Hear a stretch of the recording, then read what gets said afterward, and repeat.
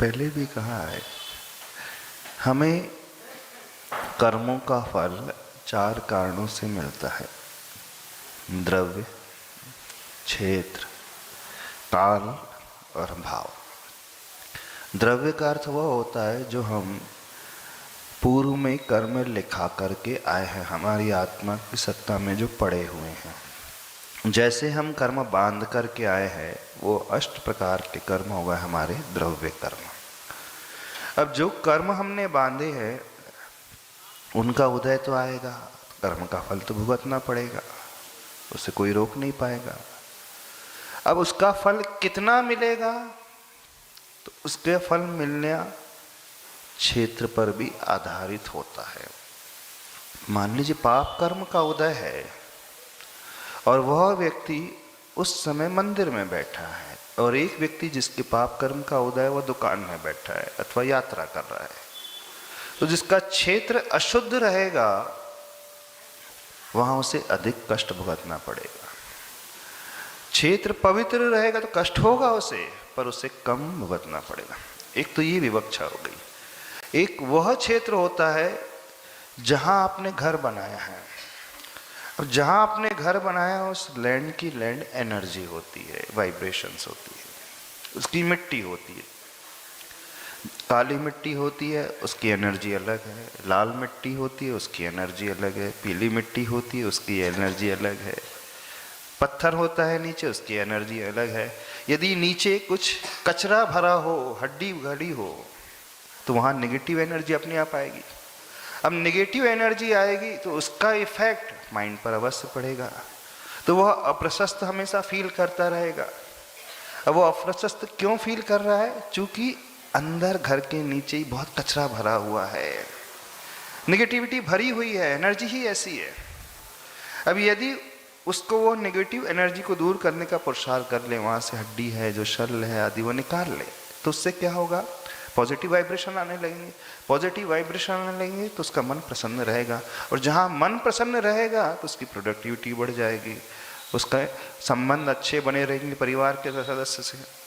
और जहाँ negative energy रहेंगी वो चिड़चिड़ाता रहेगा बार बार, तो किसी से अच्छे व्यवहार भी नहीं रहेंगे, और जब व्यवहार अच्छे नहीं रहेंगे तो सामने वाले का मन भी अप्रसन्न रहेगा, वो भी कषाय से भरा रहेगा। वो उस प्रकार से भोजन खिलाएगा तो आपको भोजन में रुचि नहीं लगेगी, भोजन में रुचि नहीं लगेगी तो आपके शरीर में नहीं लगेगा। कुल मिलाकर के इफेक्ट कैसा आ रहा है? आपके कर्म का उदय तो वहाँ पे अशाता कर्म का, अशुभ कर्म का उदय है, लेकिन साथ में निगेटिव एनर्जी वाला लैंड अथवा वो घर आपको मिल गया है। अब घर में जहाँ भोजन बनना चाहिए वहाँ प्रॉपर सनलाइट होना चाहिए, एयर होना चाहिए, वहाँ सनलाइट नहीं है। जहाँ सनलाइट किचन में नहीं पहुँचती तो भोजन में वो पौष्टिकता नहीं आती है, तो वह भी आपकी बॉडी को इफेक्ट करता है। तो वास्तु ठीक करने का अर्थ क्या है? प्रॉपर एक साइंस है, जहाँ सनलाइट पहुँचना चाहिए सनलाइट मिले, हवा मिले, पॉजिटिव एनर्जी बरकरार है वो। तीसरा फैक्टर आता है उसमें काल, टाइम का। आपके अशुभ कर्म का उदय है, लेकिन वही अशुभ कर्म का उदय शीत ऋतु में अधिक फल देता है, गर्मी में कम फल देता है ना? शीत ऋतु में ठंडी के समय एक बार हार्ट अटैक बहुत बढ़ जाते हैं, गर्मी में नहीं आते। अब आप अशुभ कर्म का उदय मान लीजिए आपके सवेरे 7 बजे का है, ठीक है? अब उस टाइम पे आप नमोकार मंत्र पढ़ रहे थे तो कम में निकल जाएगा, उस टाइम में आप भोजन कर रहे थे तो ज़्यादा में, तो काल का फैक्टर। चौथा फैक्टर होता है, सबसे इंपॉर्टेंट होता है, वह होता है भाव। द्रव्य हमारे हाथ में नहीं है क्योंकि हम बांध करके आ चुके हैं। क्षेत्र को बदलना कदाचित कथनचित हमारे हाथ में है, काल को बदलना हमारे हाथ में नहीं, लेकिन हमारे हाथ में क्या होता है? वर्तमान में हमारा भाव होता है हमारे हाथ में। तो जो व्यक्ति अपने भावों को संभालना जानता है वह व्यक्ति अशुभ कर्म के उदय में भी, पाप कर्म के उदय में भी सामंजस्य बना करके रह सकता है। लेकिन हर व्यक्ति इतना पावरफुल नहीं होता है कि प्रतिकूलताओं में अपने भावों को संभाल ले, तो वो उस तीव्र भाव में बह जाता है।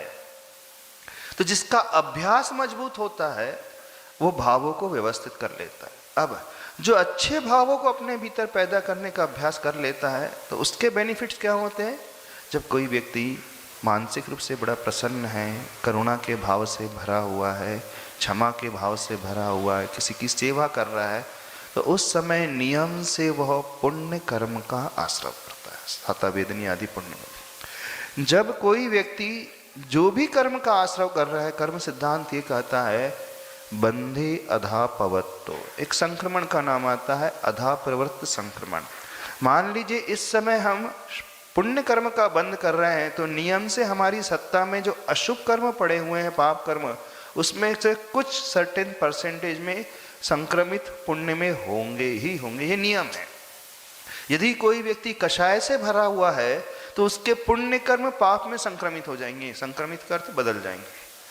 तो एक कार्य होता है जब अच्छे भावों को रखता है तो पुराने अशुभ कर्म पुण्य में बदलते हैं, प्लस पुराने अशुभ कर्म की इंटेंसिटी घटती है और उसकी स्थिति भी घटती है, साथ में नए कर्म की स्थिति अच्छी होती है और पुराने में शुभ कर्म है उसकी स्थिति बढ़ेगी, उसका अनुभाग भी बढ़ेगा।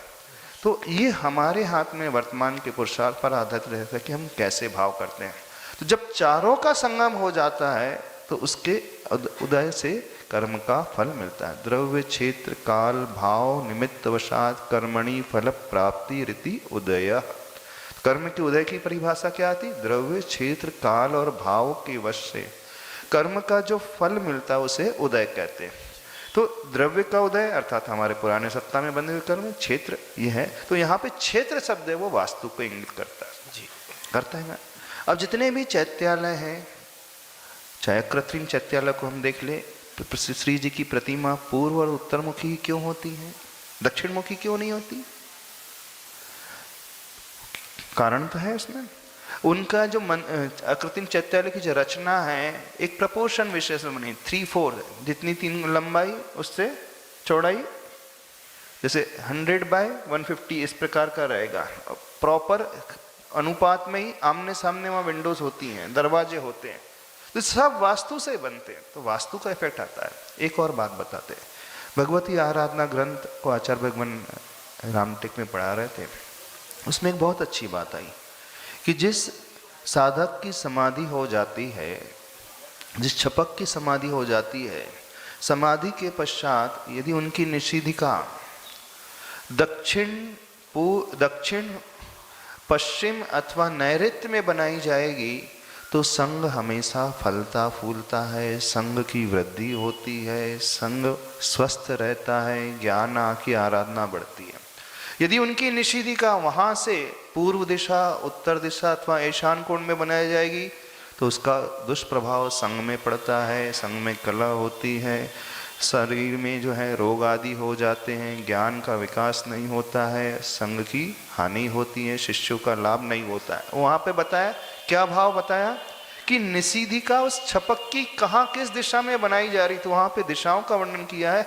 इस दिशा में बनाओगे तो संग की वृद्धि होगी, विपरीत दिशा में बनाओगे तो संग की हानि होगी।